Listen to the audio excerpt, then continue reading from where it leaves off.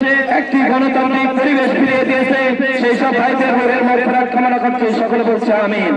সম্মানিত ভাইয়েরা, আজকে আমরা এখানে কেন একত্রিত হয়েছি এটা আমরা জানি। আগামী 12 ফেব্রুয়ারি জাতীয় সংসদ নির্বাচন।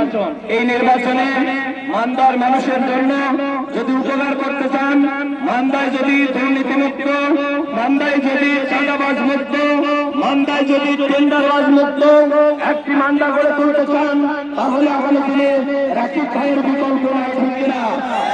সম্মানিত ভাইয়েরা, আজকে আমার কিছুক্ষণ আগে কামরুল ভাই বলে গিয়েছেন, রাকিব ভাই দীর্ঘ 30 বছর ধরে মান্দায় তার রাজনৈতিক জীবন পরিচালনা করছেন। এর মাধ্যম দিয়ে আমি আপনাদের কাছে প্রশ্ন করতে চাই, রাকিব ভাইয়ের বিরুদ্ধে রাস্তায় কি মানুষেরা কখনো কোন চাঁদাবাজির কারণে, দখলবাজির কারণে কেউ কি প্রতিবাদ করেছে? অথচ আমাদের যেসব বন্ধুরা আজকে আমাদেরকে নিয়ে কথা বলছে, তাদের ব্যাপারে আপনাদের পয়েন্ট করে আপনাদের মান্দা ইউনিয়নে আর বিরুদ্ধে মানুষ দাঁড়িয়ে তাদের প্রতিবাদ করেছে কিনা? আগামী দিন আপনাদেরকে লক্ষ্য করতে হবে। মান্দায় যদি চাঁদাবাজ মুক্ত পরিবেশ চান, তাহলে রাকিব ভাইয়ের বিকল্প নাই। মান্দার জনগণ সহ বাংলাদেশের জনগণ চাই তার নিজের টাকা দিয়ে সে তার ব্যবসা প্রতিষ্ঠান পরিচালনা করবে। একজন রিক্সা চালক, একজন ভ্যান চালক, একজন অটো চালক, তারা চাই ময়দানে তারা তাদের গাড়ি পরিচালনা করবে, কাউকে কোনো চাঁদা দিবে না, ঠিক কিনা?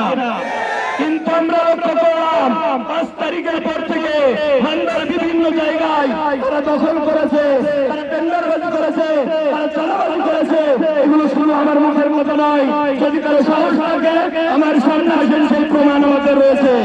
গতদিনে যখন একটা স্টিয়ারিং এ চলে যাচ্ছিলাম, একটা পিকআপে চলে যখন যাচ্ছিলাম, পিকআপের ড্রাইভার বলতেছে, ভাই আমাদের পুরো জামাত ইসলামী ক্ষমতায় আসবে।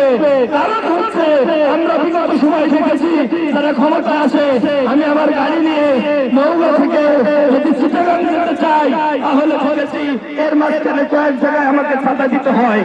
বাংলাদেশ জামাত ইসলামী ঘোষণা করেছে এইরকম কোন চাঁদাবাজ বাংলাদেশে থাকবে না, ইনশাআল্লাহ।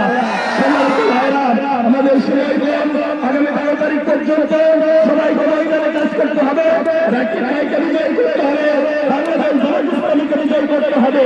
12 তারিখের কোনো কারণে যদি বাংলাদেশ জামাত ইসলামীকে কোনোভাবে যদি আমরা পরাজিত হই, তাহলে আপনাদেরকে বুঝতে হবে বাংলাদেশ পরাজিত হবে।